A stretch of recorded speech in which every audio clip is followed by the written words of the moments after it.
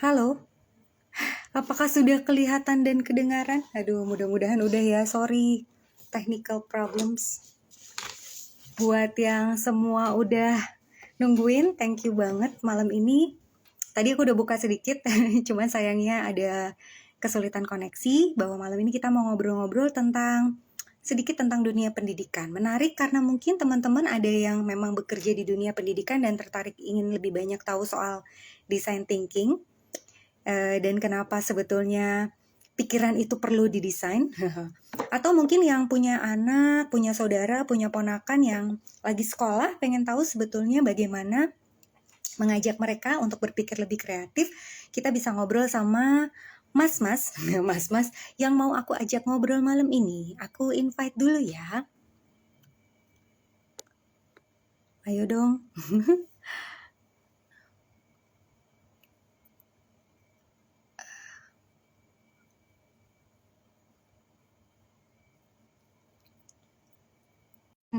Kali ini enggak trouble.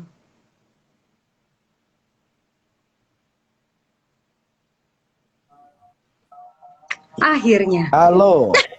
Sorry ya mas, aduh Siap. kayaknya kalau lagi di tengah hutan gini ya, gitu deh. Kadang-kadang sinyalnya suka hilang, tapi Santai, aku nggak santai. hilang. Oke, Oke, teman-teman oke. malam ini aku Vita, Panlit 7. Hari ini mau ngobrol sama Mas Anjar Dwi Astono. Mungkin nanti beliau akan kenalan sendiri aja. Siapa sih mas-mas yang terkenal ini gitu kan?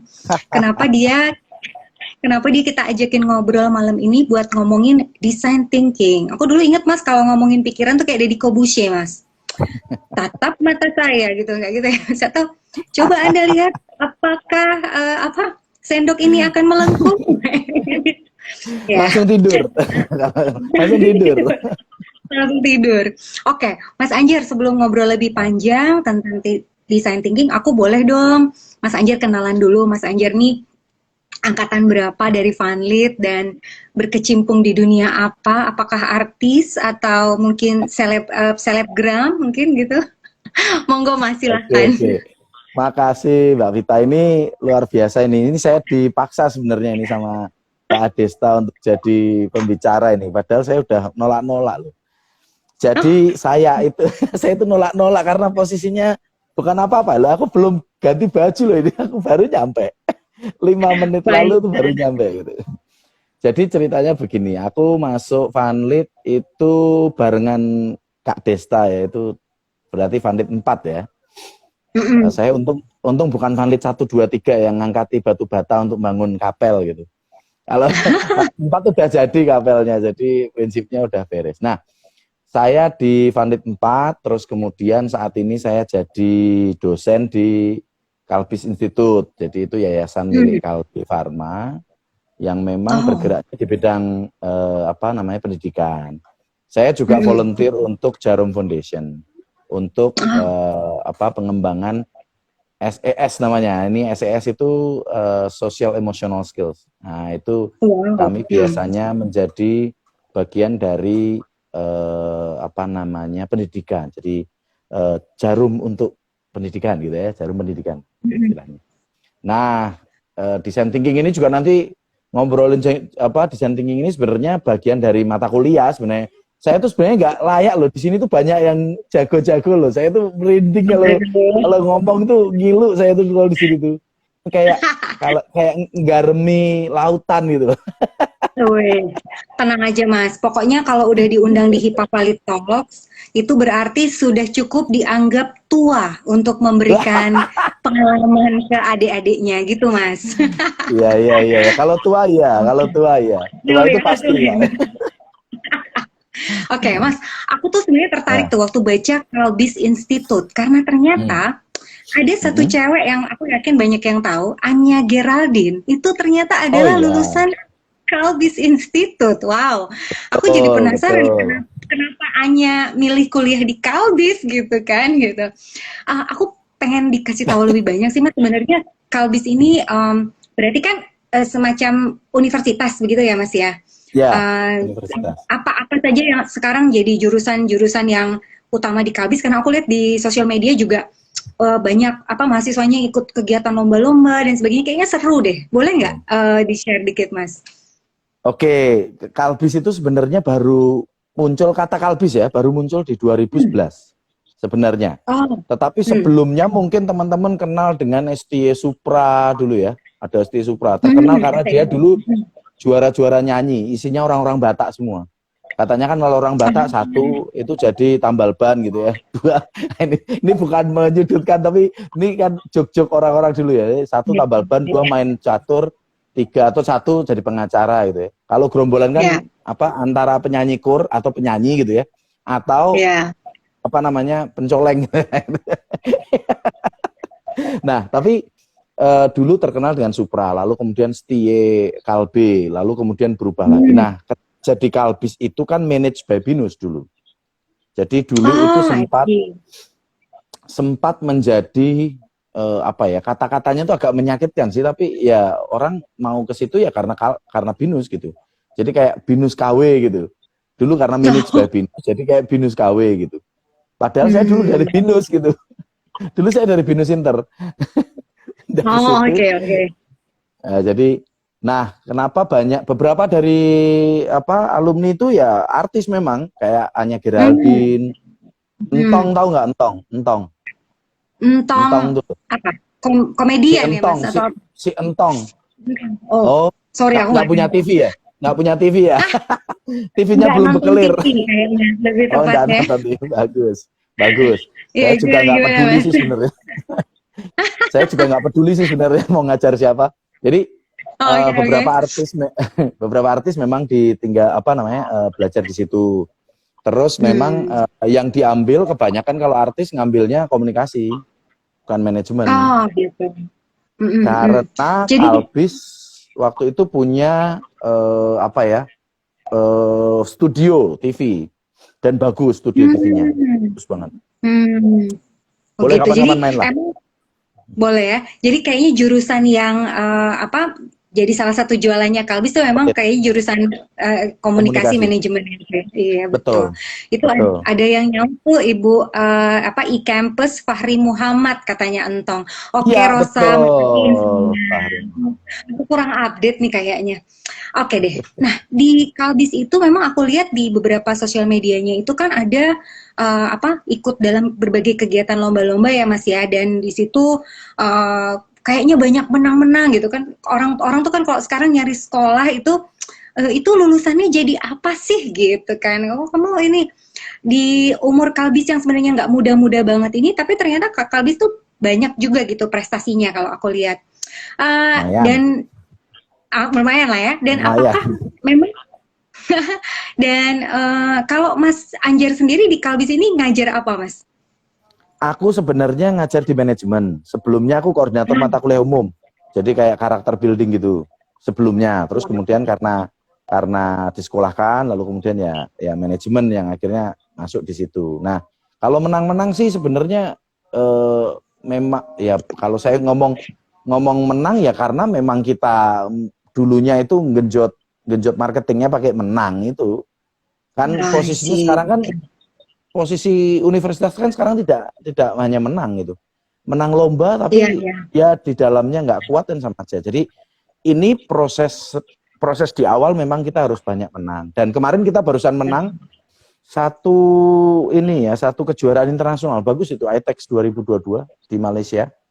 Itu anak manajemen tetapi produknya adalah car security pakai IoT. Orang pada bingung. Jauh ya? Makanya kenapa anak manajemen main di Internet of Things gitu. Ternyata memang kita sekarang ini dengan konsep kampus merdeka, mungkin nanti kita bicara design thinking juga, itu fokusnya produknya jadi prototipe. Sekarang pendidikan tanpa produk real itu ya nggak ada apa-apa. Jadi nggak ada artinya. Anda misalnya contoh dulu kalau kita bicara ya Vanlit gitu. Vanlit itu kan memardi Kartika Bangsa gitu. Kartika Bangsa gede banget gitu.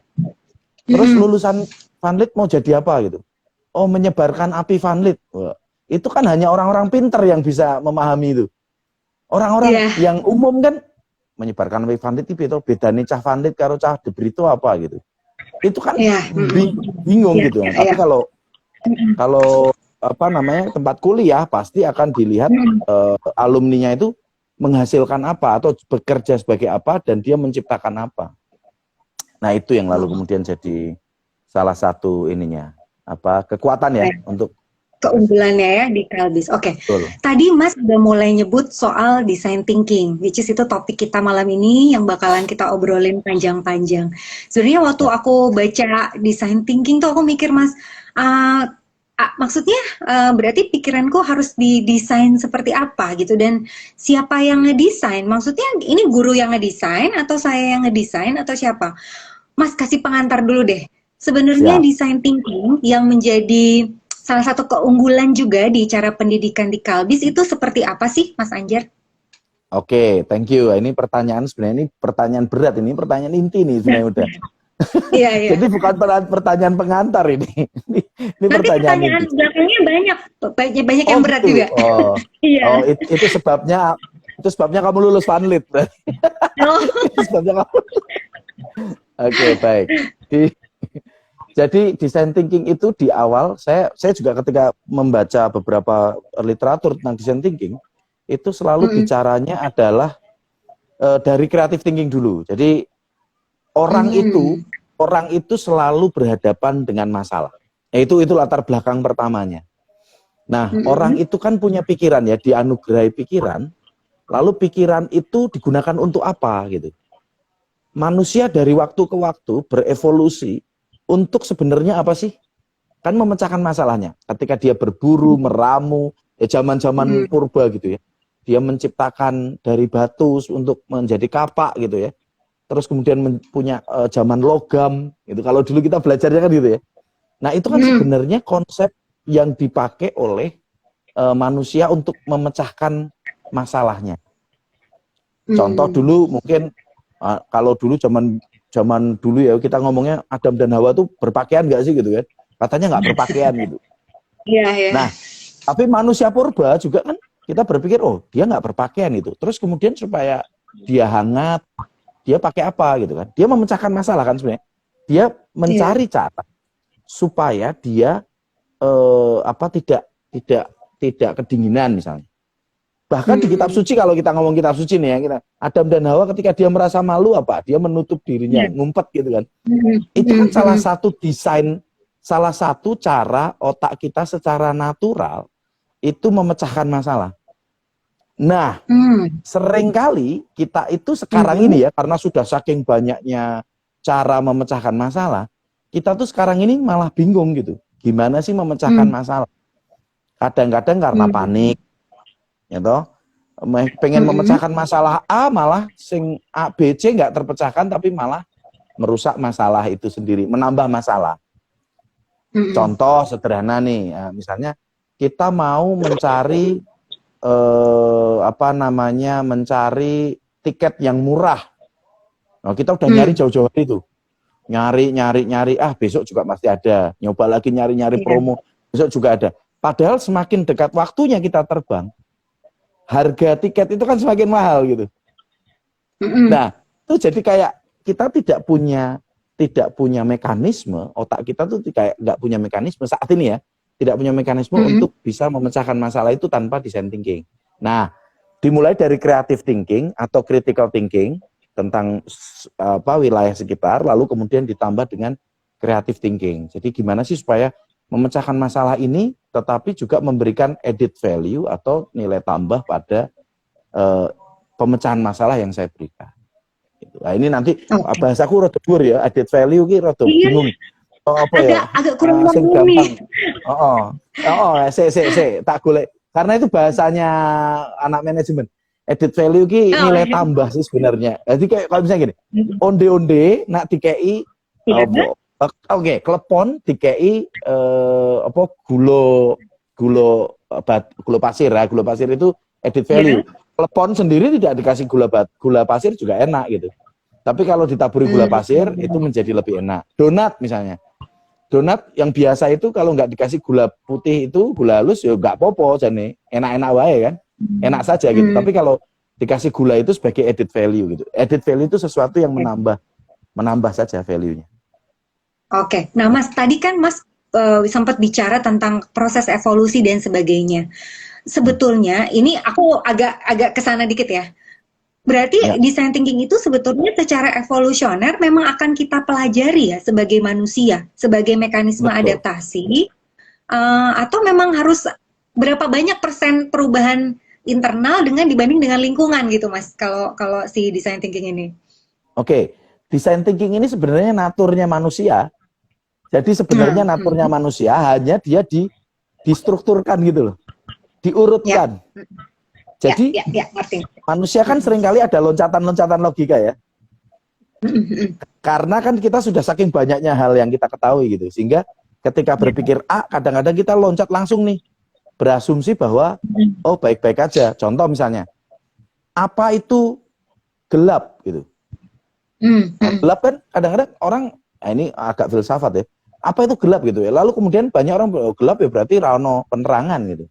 Ya benar. Jadi sebetulnya the absence of light gitu kan gitu. Ya, Absen ya. dari light gitu. Bukan lawannya light. Jadi kalau saya bilang gelap, bukan berarti itu selalu melawan, ya karena hanya absen dari light. Ya, ya. Jadi logika kita kadang-kadang kalau gua nggak suka sama lu berarti kalau gua nggak cinta sama lu bukan berarti gua benci.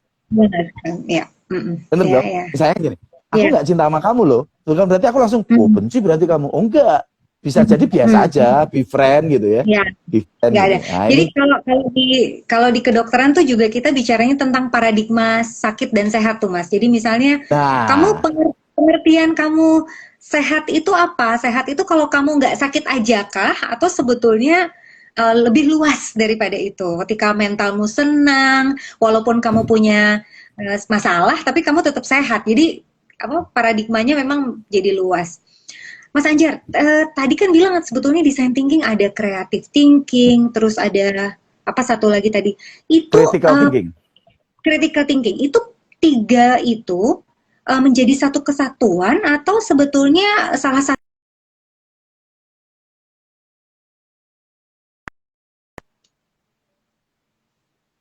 Cek. Halo? Halo, cek, Agak, sorry. oke, oke, nggak apa-apa. Sorry. Kalau kalau critical thinking, design thinking, sama apa creative Creative thinking itu thinking. ya itu mana? Apakah itu saling saling bersinggungan, saling muncul barengan, atau ada yang lebih dulu? Itu gimana sih, Mas? Jadi sebenarnya design thinking itu penggabungan dari creative thinking dan critical thinking. Jadi kalau Hmm. kita bicara mengenai critical thinking, terus Hmm. kemudian creative thinking dan inovasi, digabungin, Hmm. nah itu jadi langkah-langkah design thinking. Nah, orang kalau Hmm. ngomongin design thinking, mesti berpikirnya desain kan. Anak-anak di kafe itu Iya. selalu mesti langsung ngomong, wah ini desain, ini tentang desain. Ini. Tetapi pada prinsipnya kan kita bisa juga ngomong bahwa rencana kita itu by design itu. Terus bingung kan? Berarti yang Iya, mendesain iya. otak kita kan? Gitu. Jadi, oh ini ada agenda terselubung nih. Ada desainnya ini. Nah, itu desain sebenarnya. Jadi, desain itu selalu berhubungan dengan struktur, berhubungan dengan urutan, berhubungan dengan apa namanya tujuan gitu ya. Nah, itu kan desain. Nah, ketika Oke. creative thinking dan critical thinking ini digabungkan, karena critical thinking punya langkahnya sendiri, creative thinking punya langkahnya sendiri. Ini kalau digabungin, ya jadi design thinking, langkah-langkah design thinking. Oke. Gitu. Nah, ini aku jadi penasaran gitu, karena nggak semua orang merasa cukup kreatif dan cukup kritis, Mas. Yes. Apakah semua orang itu bisa dibentuk untuk membuat jadi kreatif dan kritikal? Karena misalnya aku pribadi itu merasa bahwa aku bukan orang yang kreatif, tapi aku mungkin cukup kritikal apa ketika menganalisis masalah gitu.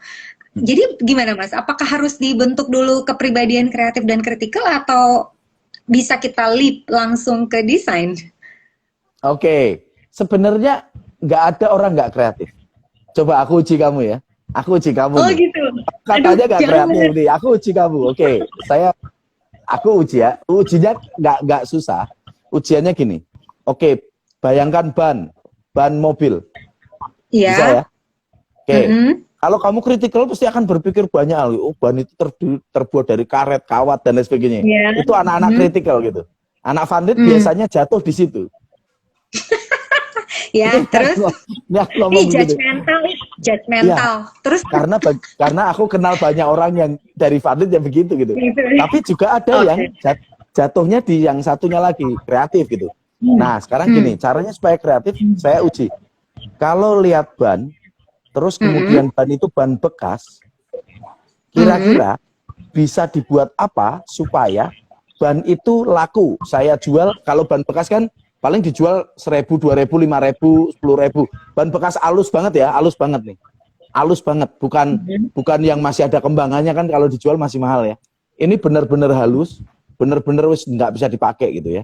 Nah, tidak bisa dipakai untuk mobil. Nah, sekarang saya tanya, kalau kamu saya uji, bikin sesuatu yang kira-kira bisa nggak ya dibuat apa gitu. Nah, ini menguji seberapa level kreatifnya, seberapa gitu. Kita uji ya. Jadi apa kira-kira? Jadi apa kira-kira? Buat mainan anak-anak. Bisa buat mainan anak-anak. Apa ya, mainan anak-anak kan banyak nih. Apa nih? Kan karetnya bisa dipotong-potong, terus mungkin dibuat jadi mobil-mobilan atau apa gitu, karena itu kan karet gitu kan. Cool. Itu berarti kamu kreatif. Level kreativitasmu tuh, ya itu dia. Level kreativitasnya sudah tinggi. Karena apa? Kalau biasa, dia hanya diletakkan jadi pot misalnya. Nggak diapa-apain. Nah, itu level pertama. Jadi diisi apa jadi pot. Level kedua biasanya buat ayunan, dipotong, bundar gitu. Ayunan. Nah, itu cek. Level kedua ya. Nah, level kedua. Nah, level ketiga itu sudah menggunakan teknik yang lain. Tadi dipotong-potong, dibelah, diseset, diapain. Nah, itu sudah menggunakan konsep creative thinking. Nah, creative thinking ini tidak mungkin bisa kamu tadi sebutkan kalau kamu nggak punya critical thinking. Contoh, saya tidak tahu nih kamu kerjanya apa. Tapi yang jelas dari jawaban tadi, tadi aku bisa melihat bahwa ada konsep-konsep nih. Konsep tentang anak gitu ya. Di kepalamu ada konsep, ada anak. Lalu dan kenapa kamu langsung jatuh ke anak gitu? Enggak kamu buat mainan orang tua gitu ya. Kan banyak gitu, tapi kenapa kok anak ya? Mungkin berarti di kepalamu, di latar belakangmu ada sesuatu yang kritikalnya adalah tentang anak gitu. Aduh, nah, saya aku takut ngomong lama-lama nanti ketahuan isi pikiranku. Bercanda Mas. Oke, kalau gitu kreatif dan kritikal itu ada hubungannya dengan intelijensia nggak? Ini panjang nih ntar ngobrolnya nih. Betul. Jadi gini, konsep intelijensia, gini. Kita ngobrol gini. Intelijensia itu bukan masalah nilai matematika, fisika, kimia, bahasa Indonesia, bahasa Inggris. Kita samakan dulu frekuensi intelektual ya. Kecerdasan itu multi intelligence ya. Multiple intelligence, tahu ya, multiple intelligence. Percaya. Ada yang setuju. Ya, ada yang jago zen, ada yang jago physical, ada yang jago memang mathematical gitu. Nah, itu kan ada banyak. Nah, ketika kita bicara mengenai intelijensia, kita selalu akan berpikir bahwa manusia itu kan pada prinsipnya sapiens. Sapiens itu kan memiliki kecerdasan gitu. Jadi tidak mungkin ada satu orang yang, ya kecuali sakit ya, ini berbeda lagi kasusnya. Maksudnya orang normal yang tidak punya kepandaian apapun. Itu nonsens menurut saya. Saya tidak percaya anak di kelas gitu ya, kalau ini kan kita ngomongin guru-guru, mungkin banyak guru-guru anak di kelas tuh bodoh banget gitu. Nggak mungkin gitu. Mungkin dia bodoh banget di matematika, tapi bahasa Inggrisnya bagus. Dia bodoh banget di matematika, bahasa Inggris, tapi gambarnya bagus. Nah, seringkali kita judge-nya adalah anak pinter itu yo cah IPA gitu. Yo cah matematika, yo cah IPS gitu. Cah bahasa yo pekok gitu. Gitu kadang-kadang gitu. Padahal enggak. Polyglot itu kan bagus banget itu. Ketika Anda menguasai lebih dari satu bahasa, itu sesuatu yang luar biasa gitu. Nah, bagi saya critical thinking memang mengandung unsur intelijensia, tetapi tidak melulu intelijensia mengenai akademik.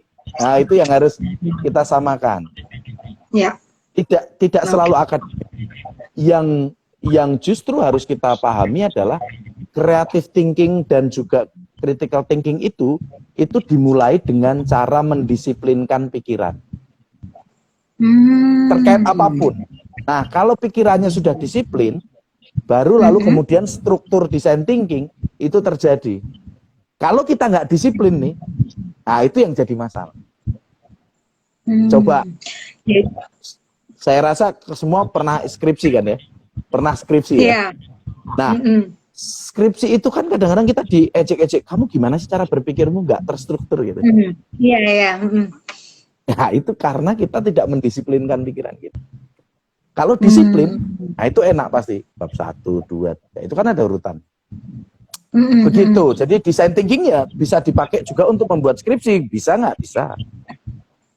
Oke. Jadi sebetulnya kalau menurut Mas Anjar, kita semua nih sebetulnya punya bekal itu. Cuma ada yang diasah dan ada yang nggak diasah. Ada yang secara disiplin dibangun karena metode pengajaran, tapi ada yang memang maaf nih, mungkin secara pedagogik ya udah nih kamu terima aja nih. Karena metode pengajaran kita kan mostly transfer knowledge ya Mas. What guru say, what dosen say, terima lu nggak usah protes gitu. Nah aku pengen tahu Mas, bagaimana sebenarnya seorang dosen nih kayak Mas Anjar ataupun guru-guru itu bisa mengembangkan lebih banyak design thinking ini? Apakah harus mulai dari pendidikan dasar? Kalau perlu bahkan dari prasekolah atau bisa aja nanti di tengah-tengah nih baru SMP atau SMA, karena aku sendiri punya pengalaman ketika mau sekolah ke luar negeri, kita digojlok 3 bulan untuk melatih critical thinking itu, dikasih case-case kayak gitu, dan emang itu menurutku membantu banget ya ketika kita mau ke sana, dan ternyata memang dengan budaya belajar yang jauh berbeda gitu kan.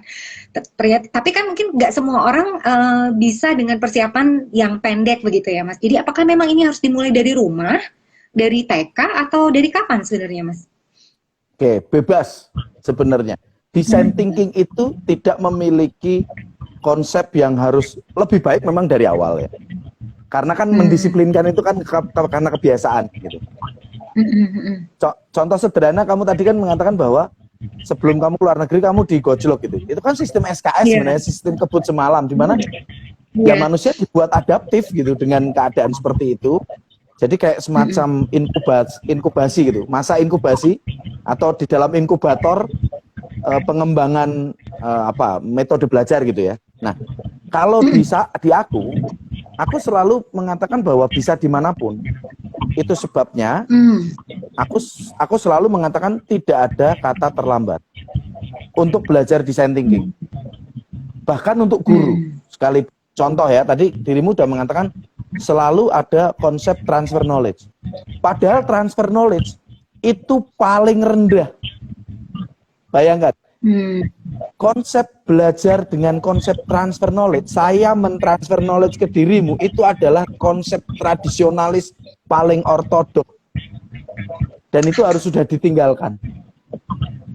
Gitu ya? Nah, Oke. Iya, jadi ketika misalnya dirimu nanti jadi dosen kedokteran atau apa, biasanya kan kita transfer knowledge ya, dari senior ke junior, junior ke bawahnya lagi. It was old school gitu. It was old school gitu. Itu harus diubah gitu. Nah, mengubahnya kita naik lagi ke atas. Apa? Karena knowledge itu ada di mana-mana. Kamu punya knowledge, saya punya knowledge. Kamu punya knowledge kedokteran, aku punya knowledge pendidikan misalnya. Kita exchange knowledge. Nah, itu yang terbaru. Jadi dari transfer knowledge, kita exchange knowledge. Itu baru tahap kedua. Baru tahap kedua nih. Terus nanti tahap ketiganya, yang tahap ketiganya, pernah mendengar knowledge acquisition? Belum. Akuisisi. Itu gimana? Sekarang itu knowledge acquisition. Di mana-mana misalnya contoh, dirimu nggak ngerti, aku bilang nih, coba kamu kan ada, aku lihat di statusmu itu, status IG-mu adalah ad astra per aspera ya. Ad aspera per astra. Iya kan?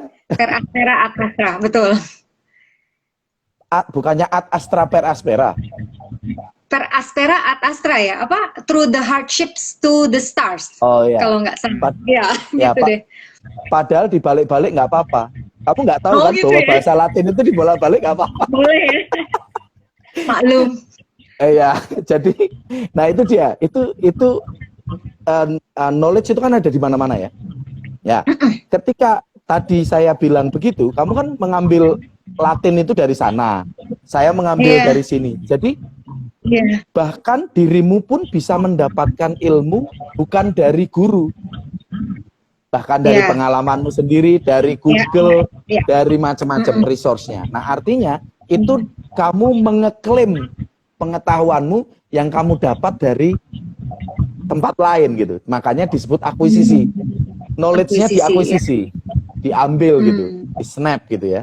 Nah, itu sesuatu. Nah, guru-guru itu selalu merasa lebih pintar daripada muridnya. Contoh gampang. Saya pernah memberikan training untuk guru di sebuah tempat gitu ya. Saya tidak perlu menyebut karena ini nggak enak. Satu tempat, lalu kemudian tempat itu agak kota, tapi kota kecil gitu. Lalu kemudian ketika saya tanya, oke Bu, Ibu tahu ini kegiatan? Oh tahu gitu. Dia mencoba mengatakan ini, oke silahkan sekarang Anda posting di IG gitu. Saya kan bingung ya, wah ini guru ini berani sekali gitu. Gurunya udah tua, agak sepuh gitu. Terus saya tanya, Ibu main IG udah berapa tahun? Gitu. Terus dia mengatakan ini, saya main IG baru setahun Pak. Kok Ibu berani-beraninya gitu loh, menantang muridnya untuk melakukan ini gitu. Padahal muridnya bisa melakukan itu jauh lebih baik.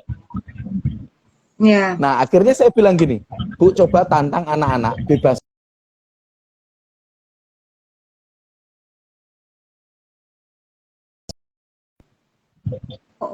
Bisa? Aman? Cek. Bisa ya? Aman. Sorry. Nah, jadi misalnya tadi saya minta misalnya gurunya untuk memberikan perintah, tetapi posisinya adalah dia tidak ngikutin perintah dia gitu ya, yang sebelumnya.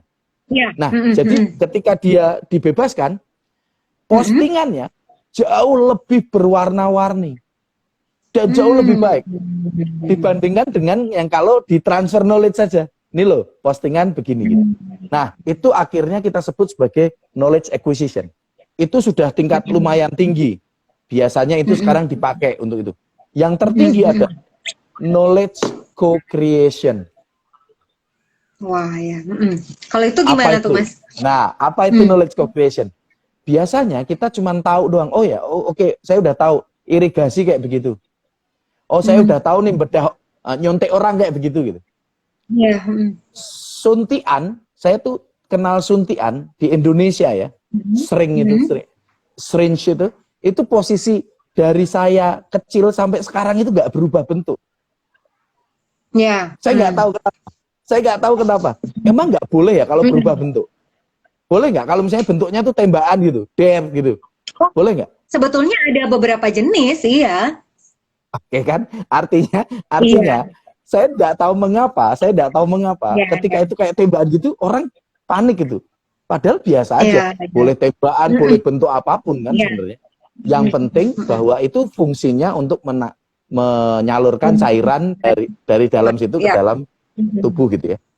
Artinya apa? Artinya co-creation ini adalah harus sampai pada pembentukan produk atau prototype gitu. Jadi ilmu kamu itu harus ada impact-nya.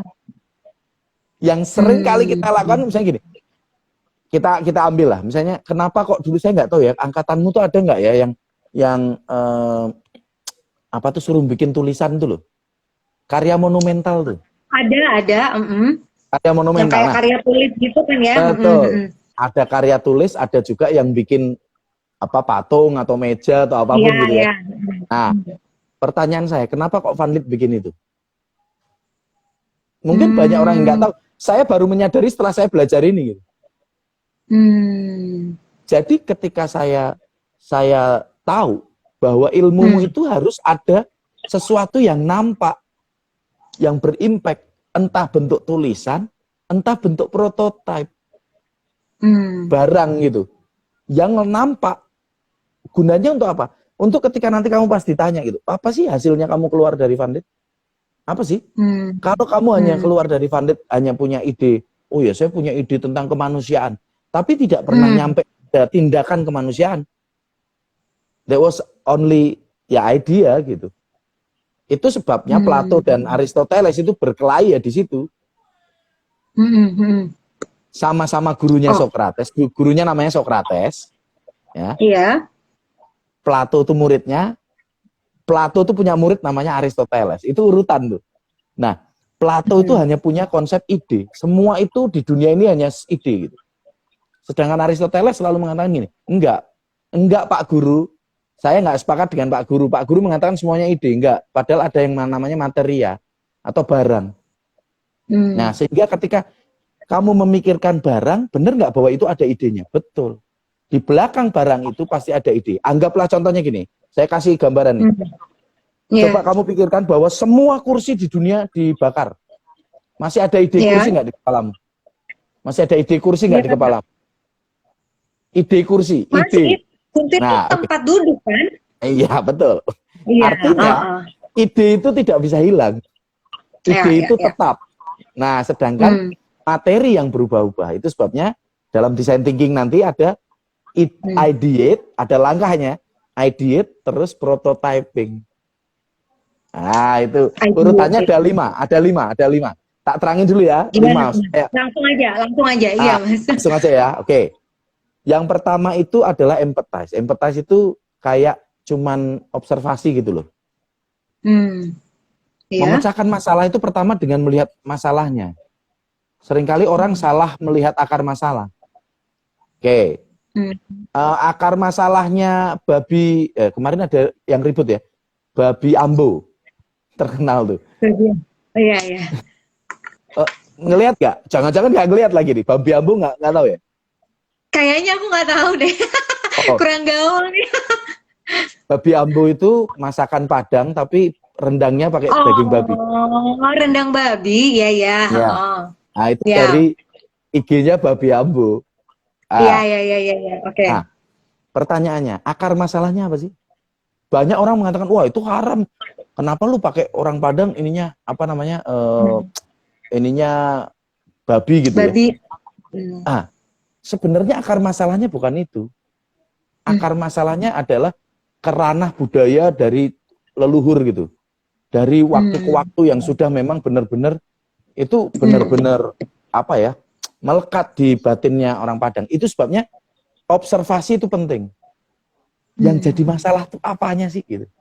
Sehingga akar masalah itu setelah observasi, jadi setelah empathize, itu ada yang namanya divine, mendefinisikan masalahnya. Jadi observasi terlebih dahulu tanpa judgement, setelah itu masalah, mendefinisikan masalah. Setelah mendefinisikan masalah, baru kemudian kita mengidekan apa itu yang bisa kita lakukan untuk menyelesaikan masalah ini. Tapi harus banyak idenya. Contoh misalnya gini, babi Ambo itu diselesaikan dengan cara apa? Banyak, bayar polisi, bayar pengacara, ditutup aja, IG-nya dihilangkan, banyak kan cara-caranya. Nah, itu ide. Di langkah ideate yang ketiga ini, itu harus dipilih 3 terbaik. 3 langkah terbaik. Nah, contoh nih dokter ya, dirimu dokter ya. Dirimu dokter apa nih? Umum, bedah, saraf? Umum. Oke. Ini sama nih. Empathize itu kayak misalnya dirimu melihat orangnya. Aku pilek gitu ya. Pilek dan batuk. Gitu. Sakit apa gitu. Itu empathize. Oh, pilek batuk dok gitu.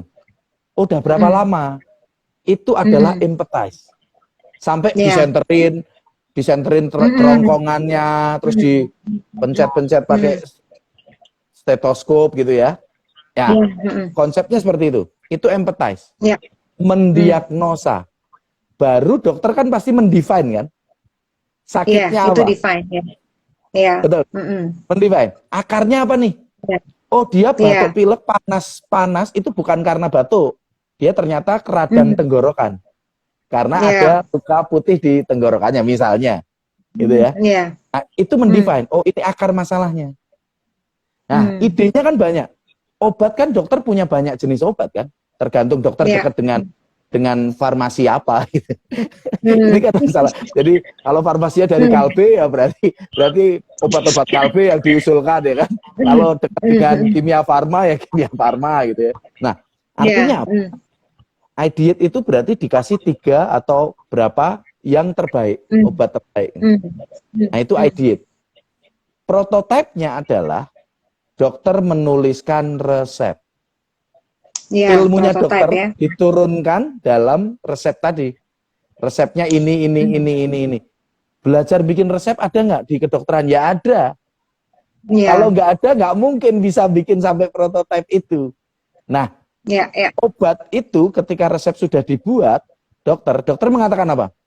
Nanti kalau belum Hmm. sembuh juga selama seminggu, silahkan kembali lagi ke sini. Betul ya? Iya, Atau betul. misalnya, kalau misalnya masih sakit, balik lagi ke sini. Setelah prototype, jadi setelah iDiet tadi, terus prototype, Hmm. itu Hmm. langkah keempat. Yang langkah kelima adalah dites. Prototype harus dites. Nah, ketika dites, kalau gagal, dia balik ke iDiet lagi. Iya, Balik ke iya, langkah iya, iya. ketiga. Nggak perlu empathize lagi, karena sudah fix gitu. Kecuali kalau memang dilihat, oh ini ada yang masalah nih. Ternyata akar masalahnya bukan itu. Berarti baliknya ke langkah kedua. Tidak pernah balik ke langkah empathize. Jarang sekali. Hmm. Kalau kita hati-hati ya di empathize sama divine. Kalau misalnya dia ketika empathize atau ketika divining itu ada kesalahan, itu gimana? Mungkin kan Balik. orang hmm. Mungkin. Tapi kan Hmm. memang di empathize itu tidak boleh judgmental. Tidak boleh. Jadi misalnya contoh, orang Oh. batuk, nggak mungkin langsung bilang COVID, kecuali dokternya memang pengen orangnya di COVID-in gitu. Kan dulu ada ya, misalnya, oh batuk, selalu COVID ini Ya. pasti dalam flu gitu. Nah, tapi kan empathize itu kan tanpa judgement. Jadi misalnya, oh batuk, oh flu ya Pak ya? Iya. Coba kita cek gitu. Dicek paru-parunya dan lain sebagainya. Tapi aku Berhati-hati. jadi penasaran nih, kalau misalnya nih kan, sorry, orang throwing ideas kan boleh apa aja Mas. Dan Betul. ada orang yang bisa bener-bener, sorry, ada out of the box, tapi ada juga ngawur gitu kan. Itu terus kita mau bedainnya gimana? Mana yang kita seleksi nih waktu kita empathize, define itu mana yang kita seleksi untuk kita ambil? Oke, kamu tahu dari mana ngawur? Ya bisa aja kan misalnya kalau kayak lagi brainstorming kan orang kadang suka ngomong Ngawur. karena mungkin karena saya punya value ya. Ini Ya, saya punya ya. value, saya punya saya kayaknya nggak gitu deh, ini ngawur nih Ya, gitu misalnya kayak gitu. ya, Terus ya. padahal mungkin bisa aja itu benar itu salah kan gitu Mas karena value-nya berbeda gitu. Nah, terus gimana Betul. cara menyeleksinya itu Mas menerima itu? Oke. Kalau memfilter iDiet itu sebenarnya juga dilihat impact-nya nantinya. Contoh, dirimu mau kalau di tipe artis, oke, gimana supaya saya naik apa namanya itu pansos gitu, pansos, Ya, pansos. Ya. panjat sosial caranya gimana? Misalnya kita bicara gitu ya, terus kemudian ada 2 cara kan, via negativa sama via positiva. Ya. Yang dulu kita tahu adalah via positiva. Oh, kembangkan aja ide-ide artismu. Nanti kalau ide artismu bagus pasti banyak orang mau kan. Tapi kan ada juga yang modelnya pakai via negativa. Gua pokoknya bikin rusuh, gua naik nama gua nih. Itu bukannya yang dilakukan. Lalu kemudian kamu mengatakan, oh ngawur nih caranya nih. Masa caranya ngajak kelahi orang? Justru ngajak kelahi orang itu supaya dia naik. Ingat, itu konsep yang selalu dipakai. Makanya saya tidak pernah judgement ketika ada misalnya ide gitu ya, brainstorming gitu ya. Ada yang sengawur-ngawurnya, sumpah sengawur-ngawurnya. Contoh misalnya, pernah nih aku lagi kebetulan kemarin lagi ada ini. Oke, gimana cara membuang sampah yang supaya anak-anak tuh senang buang sampah gitu. Tahu nggak? Ada yang idenya cuma gini. Ya udahlah, suruh aja dia ini sampah itu dibuat mainan dulu gitu. Kita kan bingung ya. Maksudnya apa gitu. Kok aneh wong mau dibuang kok disuruh bikin mainan. Iya. Ternyata ketika kita lemparkan kepada anak-anak di kelas, coba ini sampah ya, oke, coba bikin mainan dari sampah itu. Ada tuh yang bikin gitu dan menarik. Lalu kemudian oke, baik, itu sampah, sekarang kamu seneng nggak dengan sampah itu? Seneng, bawa kemana-mana. Pokoknya kalau sudah nggak seneng, dibuang di tempat sampah. Dan bener loh. Jadi ide itu bagi saya, saya nggak judgement bahwa itu salah atau enggak gitu. Kalau kita kan judgementnya selalu hanya apa ya namanya orang normal ya, orang normal. Iya. Nah, Susah design thinking itu menyebabkan orang nggak normal. Oke. Orang nggak Berat. normal. Jadi, iya itu.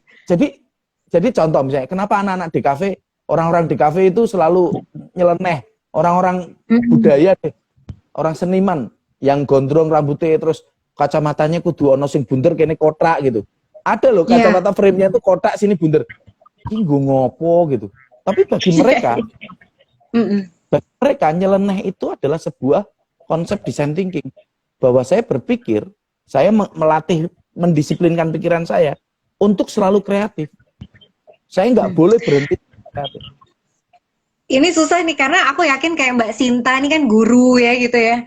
Punya anak murid yang kayak ajaib-ajaib gitu pasti kan kadang susah untuk menilai antara bandel sama kreatif. Iya gitu. Atau misalnya kayak Mbak Desta yang kerja di industri retail punya karyawan banyak pasti juga kalau ada karyawan yang 1-2 meling pasti mikirnya apaan sih ini kayaknya bukan kreatif deh tapi lebih ke bandel aja gitu. Nah, dan kita tuh budaya pendidikannya emang karena mostly kita dididik dengan transfer knowledge. Nah, tadi kan Mas bilang nih bahwa sebetulnya bisa diajarkan mulai kapan aja. Tapi aku curious Mas, ada nggak sih bedanya apa yang bisa diinisiasi dari rumah sebelum dia sampai ke institusi pendidikan? Sebetulnya apa yang bisa diinisiasi dari rumah agar creative thinking, critical thinking itu terasah gitu Mas? Oke, ya sebelum ke situ tadi kan ada konsep ini ya, sing menentukan ngawur dan enggaknya itu apa gitu ya? Iya. Ada dua. Satu, bahwa dia itu ngawur atau tidaknya itu dilihat dari impact-nya. Yang pertama. Kalau impact-nya ada, itu berarti benar.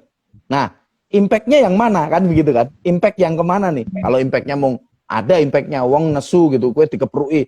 Nah, itu kan impact juga, tapi ini posisinya adalah impact tetapi sesuai dengan tujuan.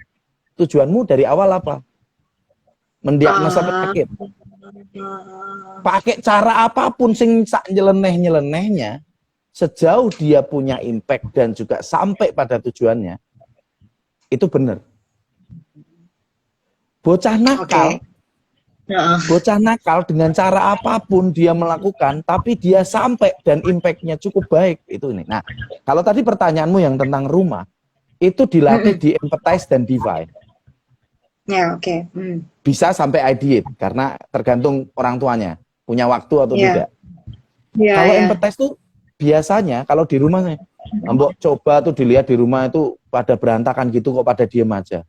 Well, itu adalah cara orang tua mengajari anak untuk peka pada sekelilingnya.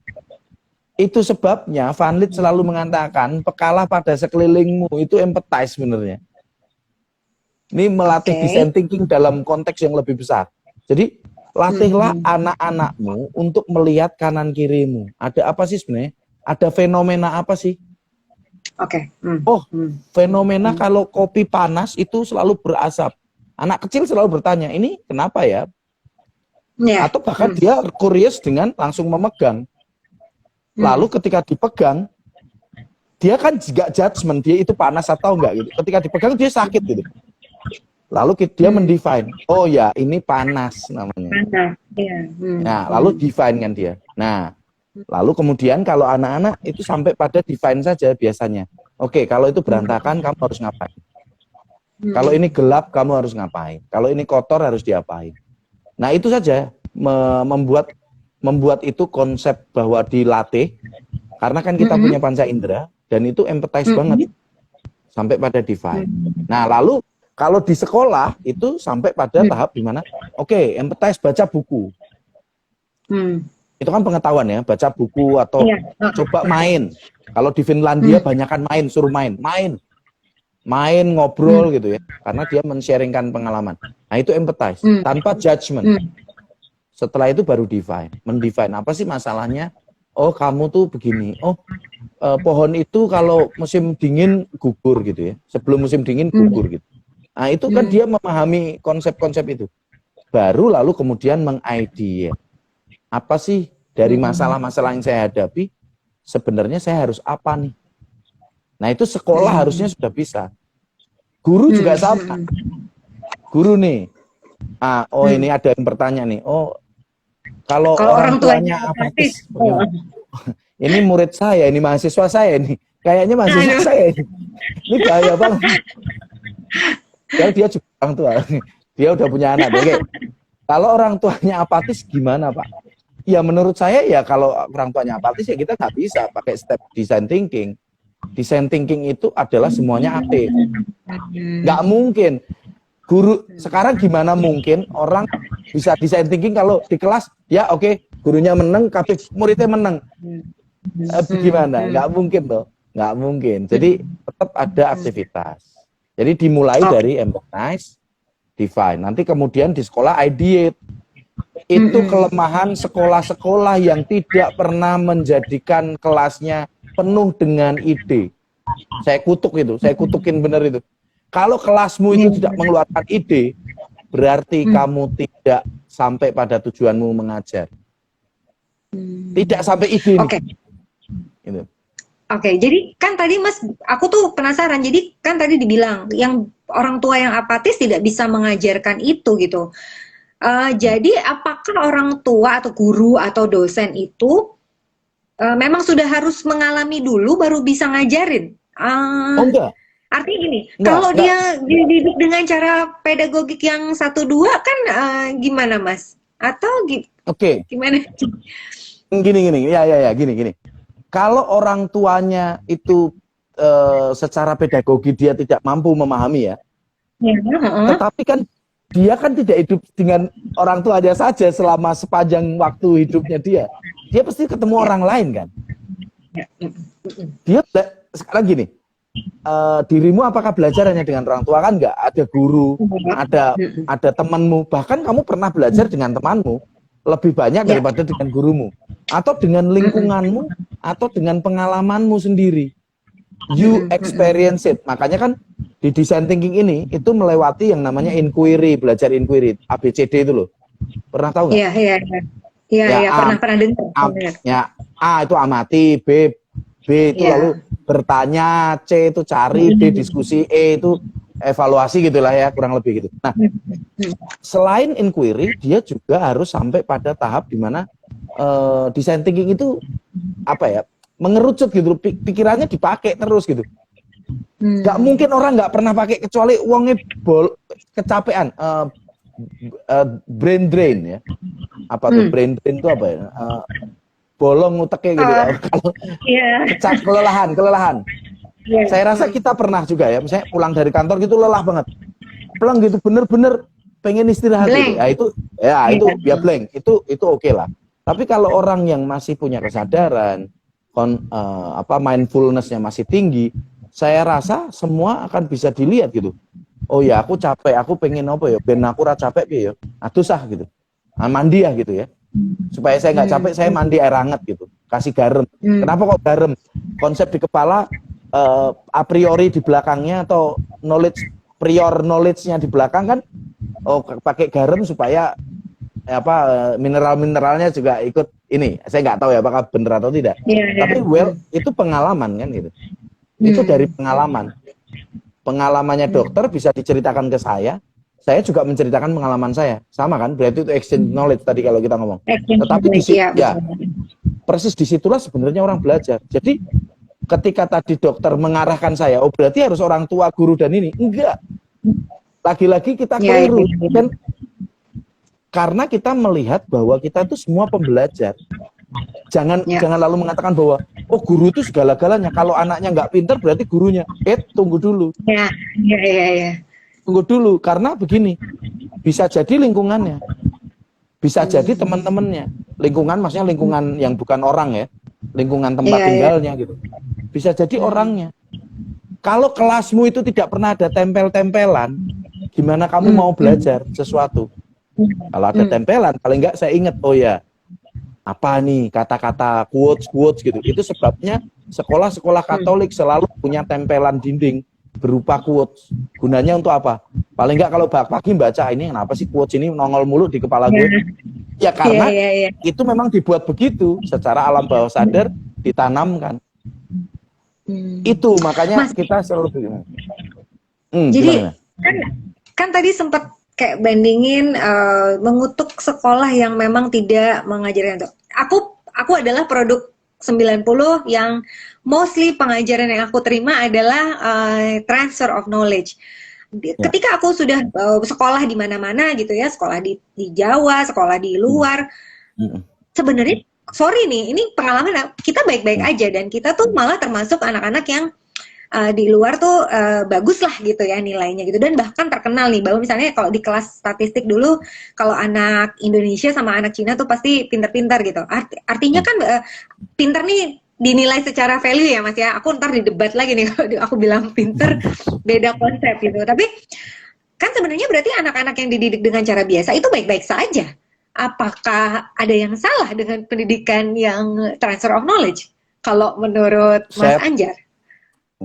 Saya tanya, ada berapa anak pinter yang kayak begitu? Gak ada 20%. Sisanya yang 80% itu sebenarnya menggunakan naturnya adalah naturnya design thinking. Bukan naturnya 20% tadi. 20% tadi adalah anak-anak yang memang didesain apapun dia jadi. Memang blessed dengan itu gitu ya. Memang itu endowed gitu ya. Endowed dengan kecerdasan yang memang wis ngono, kowe dikai ongko piro wae kowe melejit gitu. Jadi gimana? Nah, gimana dengan yang 80% ini? Itu sebabnya kalau ditanya Indonesia tuh kurang orang pintar apa sih? Banyak. Tapi juga lebih banyak orang goblok gitu. Kenapa kok kalau saya ngomongnya agak kasar ya. Goblok, kenapa goblok? Ya karena tidak disiapkan untuk memikirkan itu gitu. Kalau disuruh analisis, coba anak-anak sekarang suruh analisis, berat. Kenapa? Karena mereka dibiasakan untuk menghafal. Makanya wingi Mbak Desta ngamuk-ngamuk, Kak Desta ngamuk-ngamuk, aku tim penghafal loh. Padahal aku juga dulu menghafal gitu. Itu yang keliru gitu. Di kepala kita itu keliru. Nah, efeknya apa? Indonesia, pendidikan Indonesia secara PISA Indonesia itu nomor 3. Terendah sedunia. Bukan tertinggi ya. Terendah ya. Oke. Kenapa? PISA itu kan konsepnya dari OECD ya. PISA itu diuji untuk analytic thinking.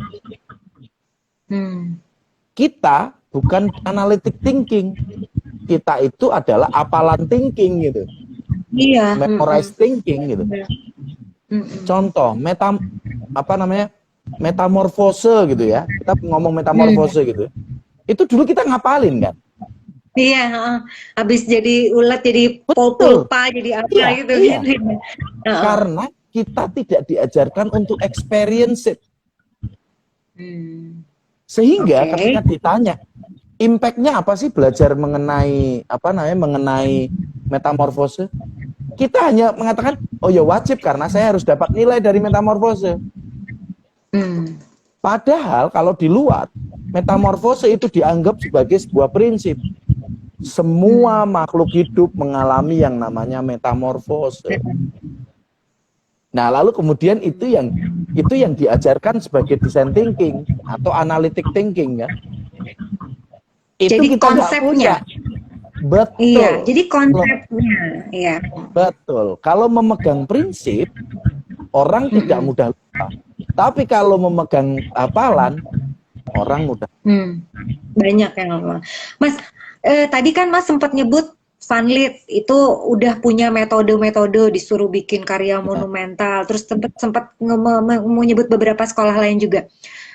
Kalau di Indonesia ini sebetulnya design thinking ini sudah mulai diperkenalkan atau belum sih Mas? Dan mungkin kan saya tahu beberapa sekolah di Jakarta yang lagi naik daun nih kayak Cikal misalnya, dia punya metode pembelajaran yang beda, atau sekolah alam di Bosowa itu juga dia modelnya beda banget, atau Green School di Bali itu juga. Apakah mereka, sepengetahuan Mas Anjar, itu mereka menggunakan metode experiencing itu juga kah Mas? Betul, mereka menggunakan dasarnya design thinking. Design thinking digabungkan dengan kurikulum IB. Efeknya dia outputnya adalah project base. Project base itu